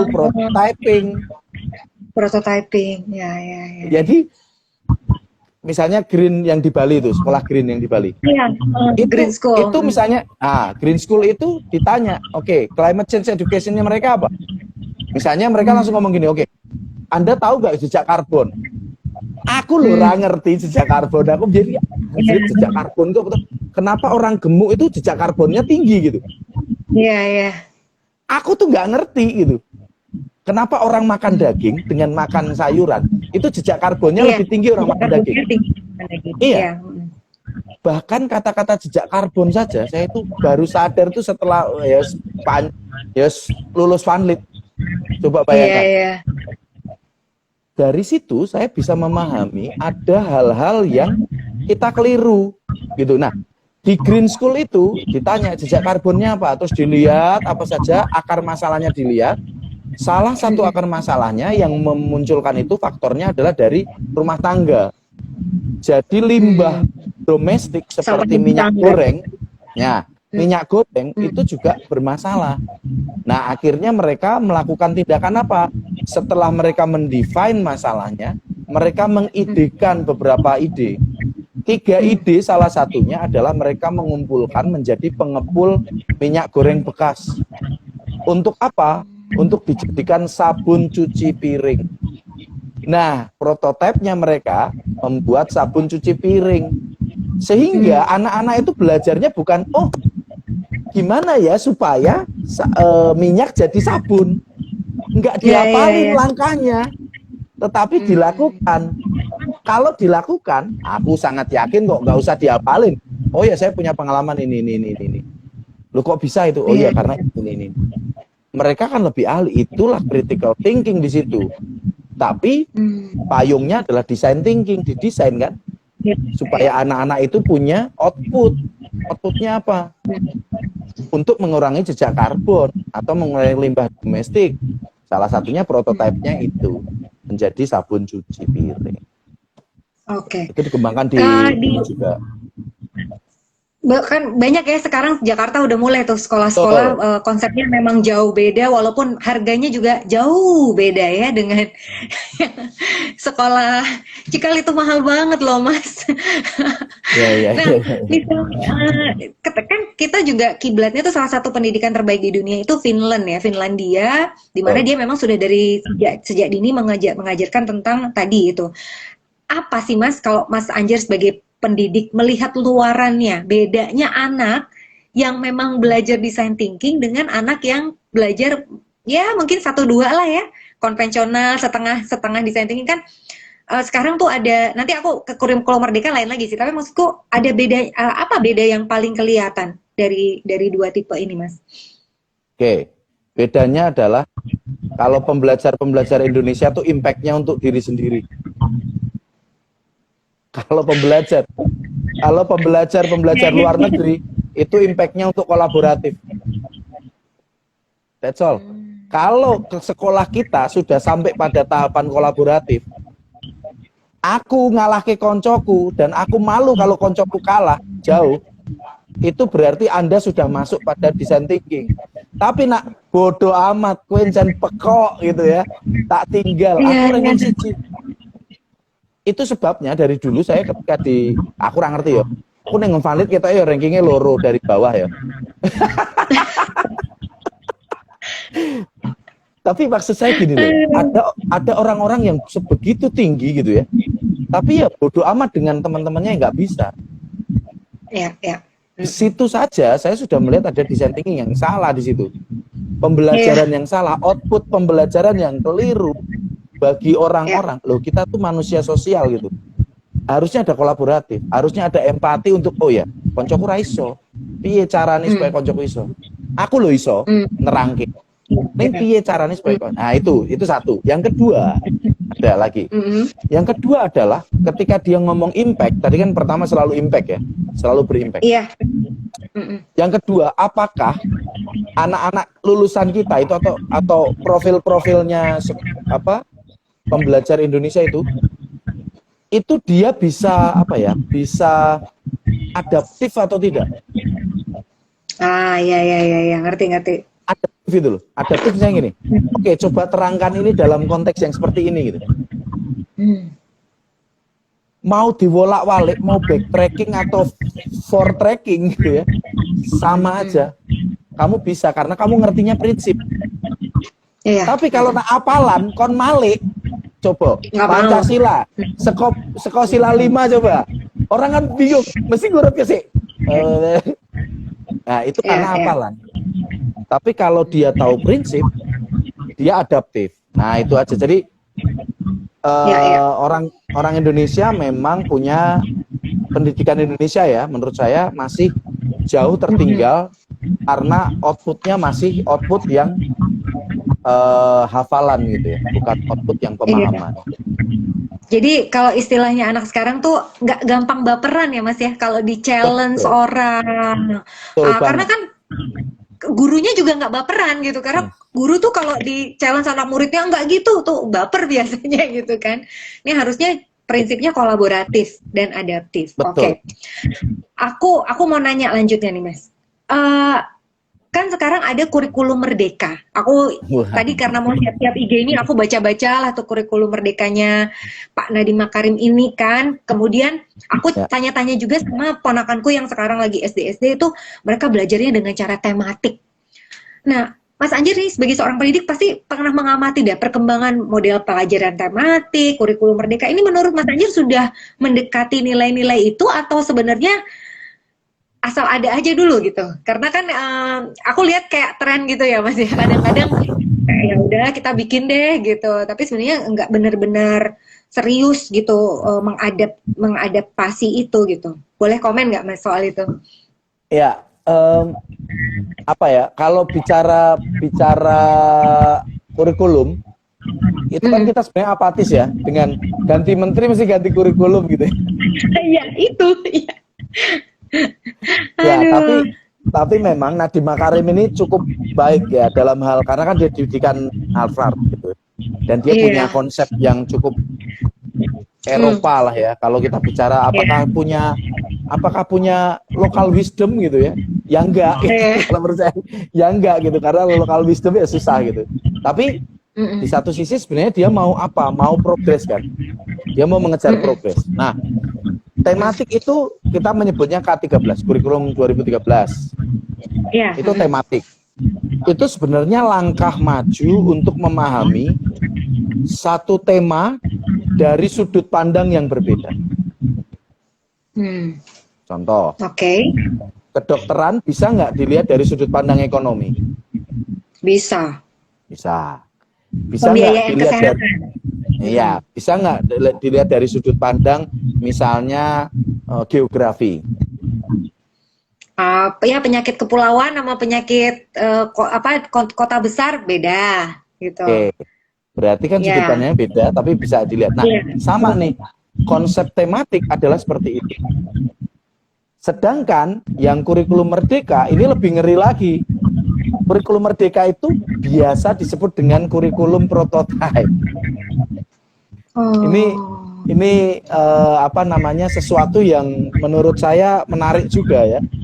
Nah, ketika ditanya kenapa kok ini tidak diwajibkan tahun 2022 tetapi diwajibkan tahun 2024. Karena posisinya kurikulumnya kurikulum prototype, dites dulu. Kan tadi setelah prototype ada tes kan? Iya, ditesnya 2 tahun ini. Dari 22 ke 24. Itu dites. Nah, prototipenya apa sih sebenarnya? Kurikulum merdeka itu seperti apa sih konsepnya? Kurikulum merdeka pada prinsipnya ibu bapak menentukan sendiri objektif dari anak itu mau belajar apa. Contoh, bapak kok bukan anaknya? sebentar, ini karena anak kan nggak mungkin menentukan gini. Bu, ibu punya anak umur 5 tahun. Oke, pilih bebas hadiahmu kan nggak mungkin. Iya. Oke. Ini juga harus ada aras-aras berpikir gitu kan. Nah, ibu bapak guru dan sekolah, pihak sekolah lah yang menentukan objektifnya. Contoh, kalau saya di Flores, negara kepulauan, wilayah kepulauan seperti itu, dan banyak pantai, saran kami dari sekolah adalah objektifnya itu menjadi master of the sea. Anak-anak itu menguasai kelautan lebih dalam daripada anak-anak yang di tengah Kalimantan. Iya. Nah, anak-anak di tengah Kalimantan itu menjadi master of wilderness. Iya. Hutan yang Survival, babi hutan, iya. survival kayak gitu. Nah, jadi kalau saya ngomong sama istri saya itu suka laut. Saya suka gunung karena dulu saya papalah kan. Nah, saya kira istrinya tuh Kak Masnya gitu. Oh enggak. Istri saya enggak suka sama saya sebenarnya. Terpaksa ya. Iya, lanjut Mas. Jadi ketika saya bilang suka laut dan suka gunung, saya mengajarkan anak saya dengan masternya masing-masing. Ibunya di laut, waktu ke Bali ya dia yang menjelaskan semuanya tentang laut. Saya nggak mau jelasin karena bagi saya itu bukan ekspertis saya. Ketika di gunung, saya jalan-jalan ke puncak, saya jelaskan ekspertis saya. Ini loh namanya pakai seji, ini ujungnya bisa di sop. Anak saya jadi tahu. Nah, sama nih dengan sekolah. Sekolah menentukan sendiri mengenai objektifnya. Nah, yang sering kali bermasalah dari kita, dan tadi kamu sudah sebut adalah evaluasi. Ini masih salah nih. Ya. Guru tidak mau dievaluasi oleh murid, murid tidak mau dievaluasi oleh guru. Mengapa? Di Indonesia itu evaluasi itu adalah konsep menjatuhkan, bukan membangun. Ini saya kritik juga nih. Guru-guru ngomong, alah mungkin Jar. Wait, tunggu. Ketika kita ngasih nilai, dan nilai itu kita judge, oh ini karena bocahnya pinter, ini bocahnya nurut sama saya. Oke, ada value-value yang dinilai. Tapi pernahkah kita mengatakan bahwa gini, ini loh objektifmu tuh 10, kamu masih di 5. Bukan berarti bahwa kamu itu dapat 5 gitu dan berhenti di situ. Ya. Evaluasi adalah konsepnya ketika kamu dapat 5, nah kamu masih kurang 5 nih. Defisit 5 nih, karena kamu harus sampai 10 dari 5. Caranya gimana? Gini, nah. Ini caranya gini. Indonesia, nah kamu untuk 5, kowe memang teko, kowe kalah karo koncomu. Wes, sinawo sing sregep. Nah, cuman begitu doang. Sinau sregep itu kan nggak paham. Anak ini kan memahami sinau sregep ya caranya. Kalau gurunya nggak memberikan langkah-langkah yang dia ketahui, bisa jadi langkah-langkah gurunya itu diterima, bisa jadi juga tidak. Kalau diterima juga gagal, itu bentuk prototipe kan. Ketika gurunya ngomong, ini loh langkahnya A, B, C, D, itu kan prototipenya dia. Tapi kalau nggak cocok dengan anaknya, ketika anaknya melakukan, aku nggak cocok nih suruh ngapalin, aku bukan begitu. Saya fotografik, nah, misalnya ya, saya belajar dengan fotografik ya, berarti dia nyari gambar-gambar. Berarti langkah gurunya boleh nggak dihilangkan? Boleh. Sejauh anak itu mencapai perkembangan dari 5 ke 10. Mungkin nggak gagal dia sampai 10. Gagal bisa. Saya sampai 9. Kita kasih tahu, nilaimu 9, nah, kamu masih defisit 1. Yang perlu kamu kembangkan bagian ini. Itu berarti, sebabnya. Kalau kan gini nih, sorry Mas, aku potong. Ya. Kan kalau kita mau milih sekolah lanjutan pertama, kemudian di luar negeri itu kan sama ya konsepnya, dari sekolah dasar, kemudian elementary, kemudian masuk ke high school dan seterusnya. Itu kan ada cut off point lah, mau masuk ke sekolah itu harus dapat sekian lah. Itu kan berarti masih tetap pakai valuasi, Mas. Itu gimana jadinya? Sekarang nggak ada lagi, itu sebabnya zonasi dihilangkan. Zonasi dihilangkan, anak yang negeri ya. Karena kalau swasta memang modelnya masih model lampau. Model ya kan, swasta itu selalu saya kritik. Lah kalau apa gunanya Anda memasukkan anak pinter keluar anak pinter? Lah Anda nggak ada gunanya. Anak sekolah Vanlit itu kalau masukin anak pinter keluar anak pinter, wah biasa. Vanlit harus mencari anak-anak yang punya potensi yang bisa dikembangkan. Jadi ujiannya uji potensi, bukan uji oh dia nilainya sekian gitu, enggak. Nilai rapot itu bisa antar, dan setahu saya Vanlit melakukan itu. Dia uji potensi, potensinya dikembangkan sampai jauh. Nah masalahnya Vanlit itu uji potensi, tapi dia mengembangkan potensinya tuh seolah-olah sama, semua anak sama, padahal enggak. Nah, atau itu, karena tapi nggak susah, apa-apa. kalau nggak ada benchmark susah. Loh, itu sebabnya pendidikan mahal, karena customize. Wow, Jangan, berat. loh, jangan ngomong, makanya jangan ngomong sekolah murah, karena sekolah murah berarti ya dianggapnya sama. Tidak customize. Sedangkan sekolah mahal karena apa? Saya man to man kan. Iya. Saya kelasnya dipanggil. makin kecil, kelasnya makin kecil, gurunya makin intens gitu kan modelnya. Gurunya bahkan 2, karena dia harus ada observer kan. Iya, Nah, betul. Contoh gampang nih, kalau saya bilang begitu, Anjar dimajuin, Vita maju gitu ya. Anjar dan Vita berbeda orang, berbeda latar belakang, berbeda jenis kelamin, cara pendekatannya pun berbeda. Iya. Itu sebabnya pendidikan tidak boleh sama.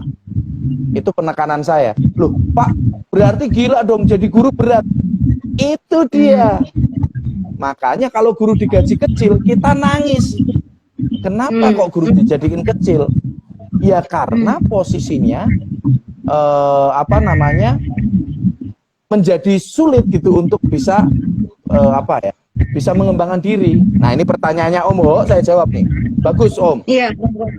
Ada strata sekolah favorit, sekolah impres, sekolah negeri, betul. Sekarang sekolah negeri semua dianggap sama. Jadi tidak ada lagi zonasi, hanya untuk gini. Anak pinter tidak boleh masuk di sekolah itu saja. Sekarang di negeri tidak ada sekolah favorit.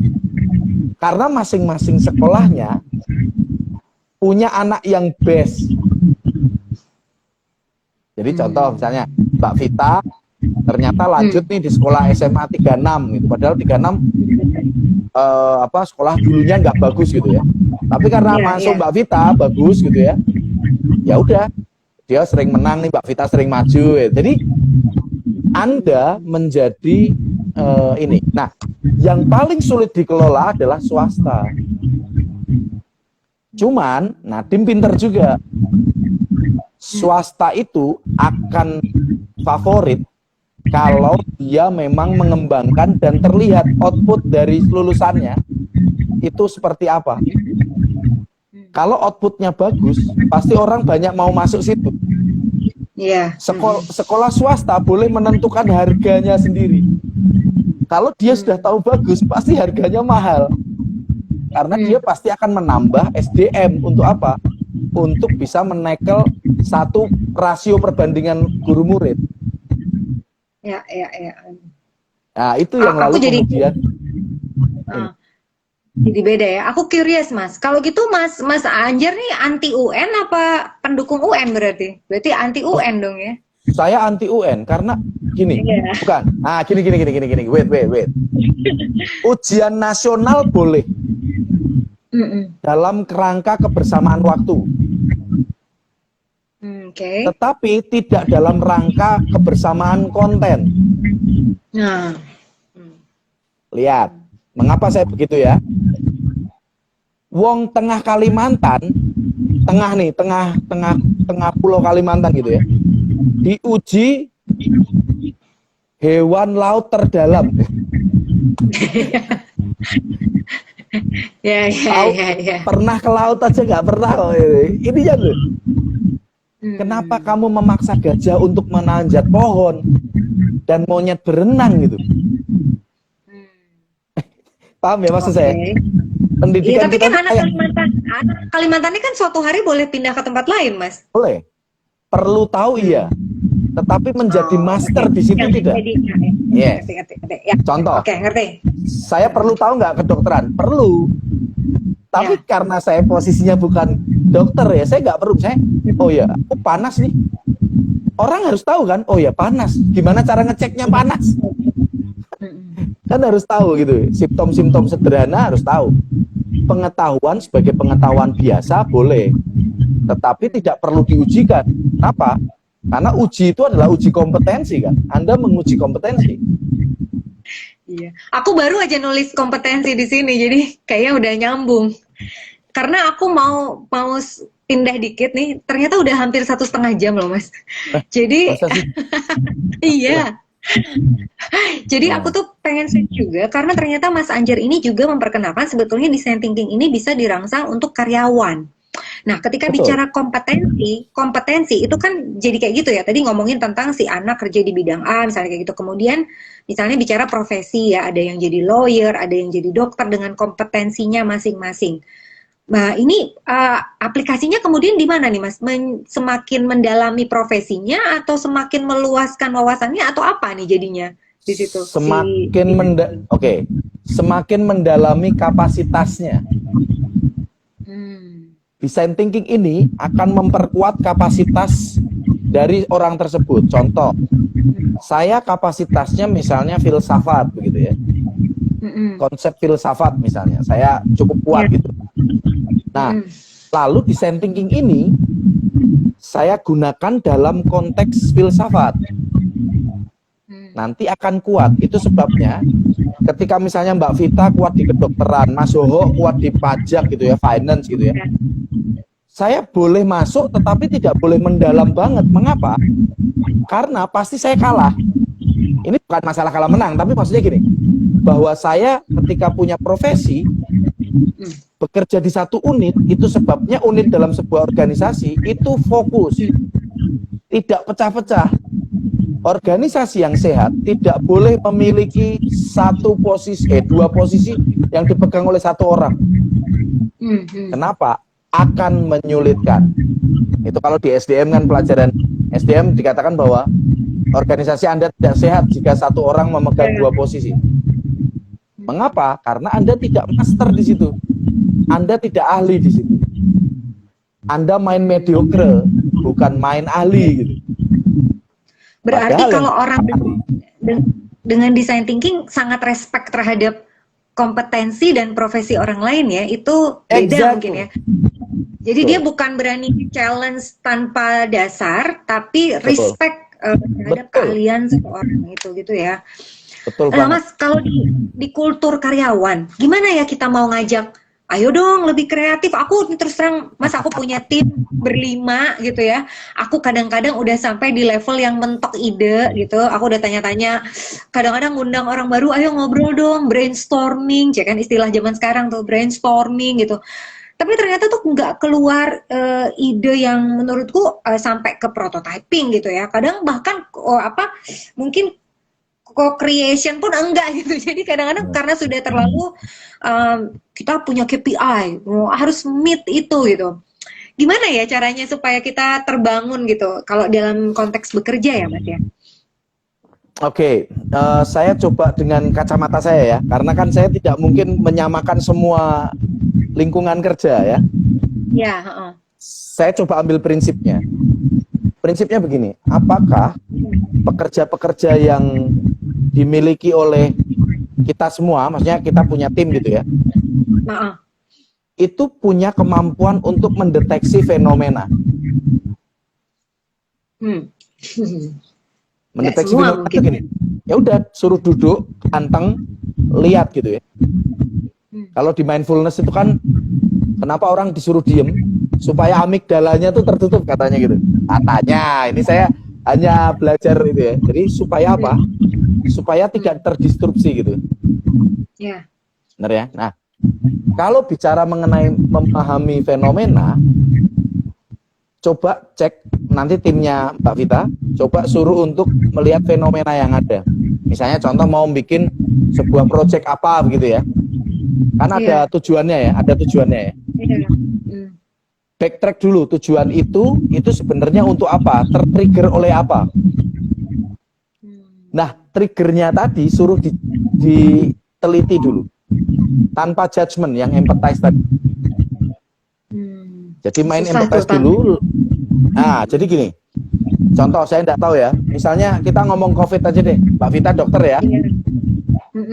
Ngomong COVID. Oke, gimana supaya COVID hilang? Lihat fenomenanya. Satu, fenomena ada orang yang nggak percaya, ada orang percaya, ada orang percaya tapi bandel, ada macam-macam kan. Fenomena-fenomena itu ditangkap saja dulu. Cari sebuah prinsip sehingga orang-orang itu tunduk untuk tidak pergi-pergi. Nah, itu salah satu yang dilakukan oleh Pak Luhut. Membuat peraturan, jebret. Ya. Sehingga seolah-olah diktatorship. Tetapi itu penting untuk kepentingan kita bersama atau untuk kebutuhan kita bersama. Jadi artinya apa? Mungkin yang terjadi adalah butuh hiburan kali. Hiburan dalam artian relax gitu ya. Pikirannya relax. Ketika pikiran itu penuh, kita nggak mungkin bisa menemukan ide gila. Ya. Sudah dipastikan tidak mungkin. Jadi relaxlah, tetapi di satu sisi relaxnya yang fokus. Kita mau memecahkan masalah ini nih. Silakan relax, silakan udah nggak usah pikirin yang lain-lain lagi. Anda saya kasih waktu 2 hari, 3 hari untuk bisa berpikir. Itu sebabnya Google membuat kantor yang bisa merelaxkan. Iya, kreatif gitu ya. Itu dari design thinking. Itu dari design thinking. Konsepnya dari design thinking. Menyinggung sedikit nih seperti pertanyaannya Mas Enrico Hugo. Memang aku tadi juga curious Mas. Kadang-kadang kalau kita ke situ kita terjebak dalam kita jadi superficial untuk banyak hal. Ngerti nggak sih Mas? Ya jadi kita tadi apakah berarti lebih baik jadi spesialis dibanding jadi generalis? Kalau kita kultur kita kan menganggap orang itu banyak pengetahuannya gitu kan. Padahal sebenarnya pengetahuannya mungkin dikit-dikit gitu. Tapi ataukah kita lebih baik dalam banget ke situ dalam rangka meningkatkan kapasitas itu tadi sampai kita jadi kurang aware mungkin soal yang lain-lain. Kalau itu gimana komennya Mas Anjar? Nah, ini dia, ini yang kemarin saya khawatirkan terkait dengan local wisdom. Ya. Eropa akan memilih spesialis. Eropa, Amerika akan memilih spesialis. Karena bagi mereka lebih baik tahu sedikit dibandingkan tahu banyak. Tetapi Khasanah Jawa, daerah-daerah Indonesia yang memang beraliran timur, itu justru kan memang filsafat barat dan timur juga terpecah dua kan. Filsafat barat khas banget, khusus gitu ya. Khas filsafat timur lebih ke agama gitu. Lebih ke ranah-ranah religiusitas, eksistensialis gitu. Nah sama nih, pendidikan di Eropa dan barat lah kita nyebut barat ya. Barat lebih spesialis. Indonesia lebih mencoba generalis. Mengapa? Nah, mengapa? Karena persis disinilah Indonesia itu lemah kalau langsung diadu face to face dengan yang barat. Barat lebih mendalam, kita lebih generalis. Tidak bisa dibandingkan, itu sebabnya kalau saya jadi guru, silahkan bebas. Walaupun pasti nanti akan masuk ke ranah tadi, perpecahan antara spesialis atau generalis. Sejauh Anda memahami design thinking, ambil prinsipnya saja. Tidak semua anak perlu jadi spesialis. Nah gitu, jadi ini itu balik yang lalu ke objektif dong, berarti ya. Berarti balik ke objektif. Ini kamu maunya jadi apa sih? Kalau kamu udah bisa nentuin itu dan ternyata itu myth, ya udah nggak usah pengen jadi yang lain gitu kan ya Mas ya. Nah, itu Berat, sebabnya Anda pinter, lulusan Vanlit sih. Pinter. Mas, aku nanya dong, kalau kalau kan di Jepang gitu ya, kita tahu mereka banyak mengajarkan tentang sopan santun, kebiasaan mengantri, mengambil makanan yang baik. Kalau itu konsepnya dalam design thinking, apakah ada pengaruhnya juga, atau itu semata-mata culture atau local wisdom aja? Oke, baik. Kalau konsep karakter building itu berbeda dengan design thinking, karena ini design thinking itu murni yang kognitif. Oke. Cara berpikir otak. Sedangkan ini cara berpikir ini gitu. Ini agak berbeda alam gitu ya. Mungkin lain waktu kita bisa ngobrol bisa 2 jam lagi. Iya, itu kayaknya topik sendiri deh kayaknya. Oh, jadi aku ngerti. Jadi ini memang yang dibangun adalah pemahaman kognitif sebetulnya ya. Bagaimana mengembangkan girus-girus di otak ini supaya lebih kreatif dan sebagainya. Mungkin karena udah hampir menjelang 2 jam.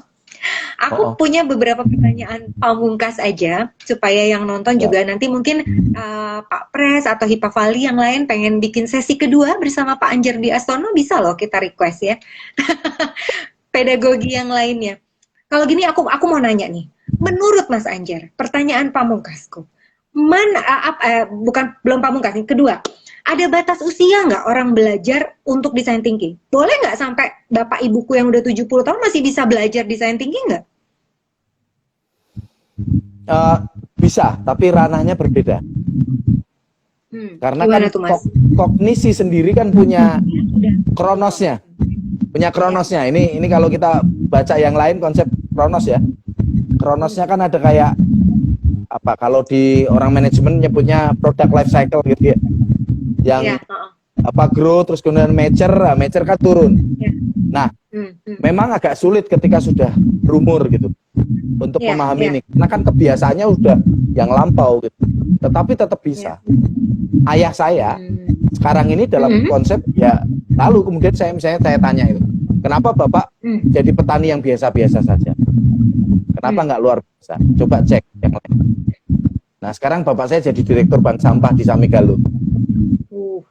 Saya karena bagi saya ya di-trigger dengan hal-hal seperti itu gitu. Padahal dia kepala sekolah berapa puluh tahun gitu. Saya men-trigger dengan hal-hal sederhana. Kayak misalnya, kenapa Bapak cuma jadi kayak begitu? Lihat orang-orang lain. Padahal umurnya udah 70. Tapi dia gini, Bang. Jadi bisa tidak ada batasan. Yang jelas kalau batasan bawah ada.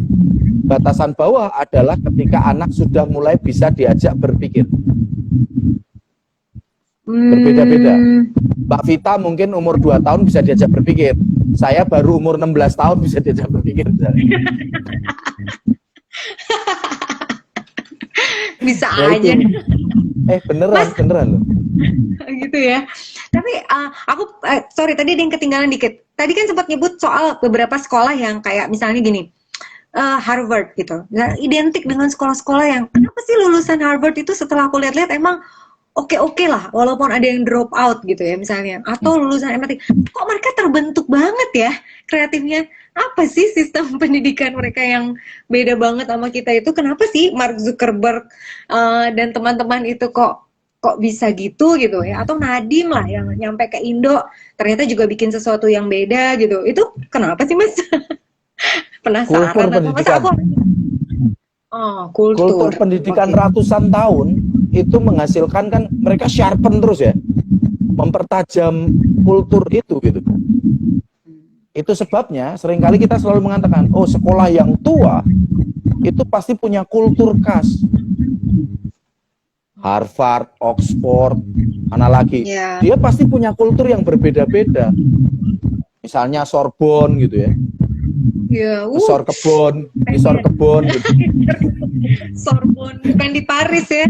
Iya, itu Sorbonne mana gitu. Itu kan tua-tua gitu. Dia punya kekasannya. Makanya kita sering mengatakan kalau selalu kita menghadap barat nih ya. Kita menghadap barat, kita menghadap yang namanya kultur barat. Yang notabene dia pasti akan melihat progresivitas sebagai sebuah value. Sedangkan kalau di timur, kita menghadap timur, selalu melihat bahwa kebijaksanaan yang menjadi value. Wow, oke. Di timur pakai ini, barat pakai ini.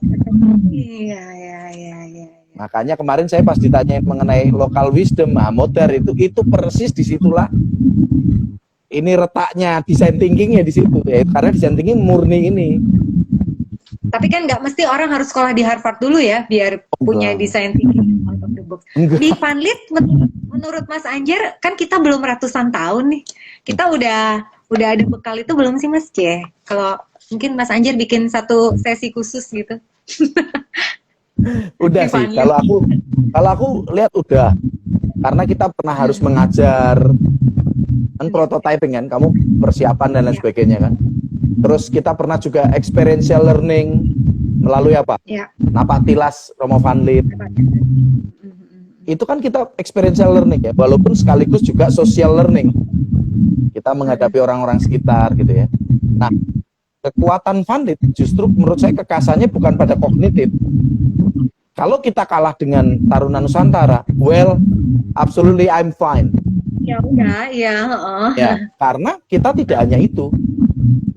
Taruna Nusantara kalau kamu nggak hormatin kakak kelasmu, bek, tangan kan, bek.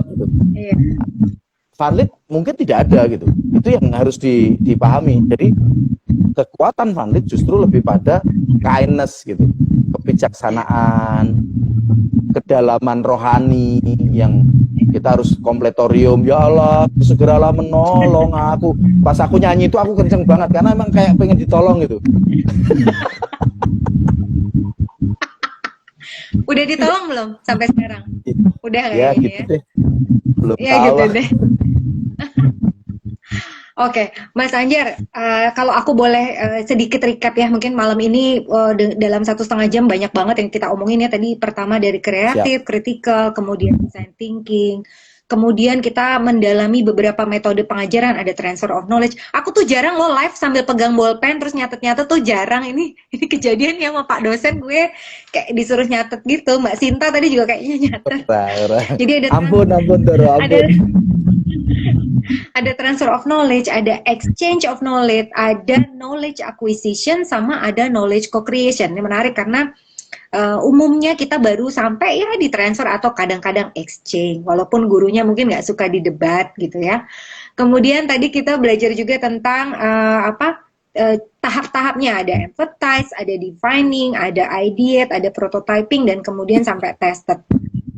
Pertanyaan terakhir dari aku sebelum nutup. Mas Anjar pilih anak pinter atau anak cerdas, anak kreatif atau anak pinter? Pilih mana? Aku pilih apa saja. Karena saya tidak bisa memilih anak. Ini pertanyaan penjebak bagi saya. Karena kalau aku milih yang satu, berarti kan aku tidak konsisten dengan yang lain gitu. Paham nggak? Pertanyaanmu membuatku tidak bisa memilih dua-duanya masalahnya. Ini ada yang jawab, katanya Mbak Ani memilih anak yang kreatif. Kalau buat karyawan atau buat timnya Mas Anjar deh, Mas Anjar pilih anak pinter atau anak kreatif? Atau pilih anak pinter atau anak cerdas? Sebenarnya pinter sama cerdas sama nggak sih Mas Anjar? Cerdas itu lebih gesit ya, pinter itu lebih gini. Aku nggak tahu apakah ini benar atau enggak ya. Tapi pinter itu lebih sustain gitu. Kalau cerdas tuh progresifnya tuh kayak meledak-ledak gitu, dak. Tidak sustain gitu ya. Kalau pinter tuh sustain gitu, kayak cah pinter kok kayak gitu. Memang dia sustain gitu. Secara long gitu. Cerdas itu enggak long gitu.